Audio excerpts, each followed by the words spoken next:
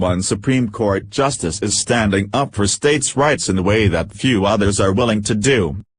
Justice Clarence Thomas criticized the decision made by the U.S. Supreme Court that would give the federal government the power to seize land whenever they want, worrying that they are giving Congress the power to destroy the state's territorial integrity. According to the Washington Examiner.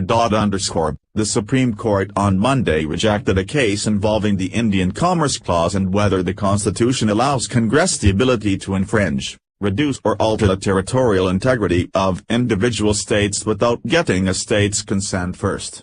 This decision to reject debating the case, Upstate Citizens for Equality, Incorporated v. U.S., has created a firestorm among various groups. In the past, petitioners from New York disputed the federal government's 2008 decision to turn over 13,000 acres of land to the Oneida Nation of New York, who are descendants of the First Nations Iroquois tribe. The Second Circuit Court of Appeals decided that the Indian Commerce Clause allowed the federal government to take land away from the states. The Supreme Court denied the opportunity to review the decision almost 9 years ago as well. Justice Thomas condemned this decision by his colleagues, saying, "Congress would reduce the state to near non-existence by taking all land within its borders and declaring it sovereign Indian territory. It is highly implausible that the founders understood the Indian Commerce Clause, which was virtually unopposed at the founding, as giving Congress the power to destroy the state's territorial integrity," Mr. Thomas wrote in his dissent.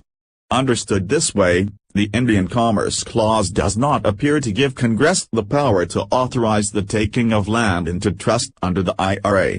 He added that these land grabs were completely outside the scope of the Constitution and what was originally intended for this legislation.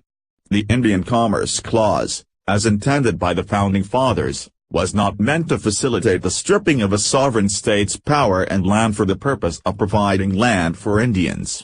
When our precedents permit such an absurd result, something has gone seriously awry. It is time to fix our error.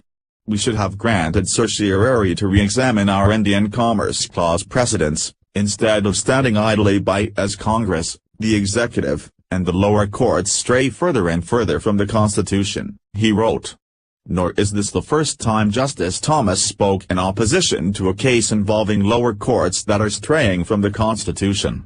According to the Washington Post, Justice Thomas dissented earlier this year in another case involving the Foreign Commerce Clause, which gives Congress the power to regulate commerce with foreign nations. In his dissent, he argued that the clause has given Congress unreasonable power and that the Supreme Court should have taken on the case to stop a clear example of federal overreach and reaffirmed that our federal government is one of limited and enumerated powers, not the world's lawgiver. Judge Thomas' message is a dire warning of how much our federal government has grown over the years, morphing into an entity with far greater powers than the Founding Fathers ever intended it to be in the first place.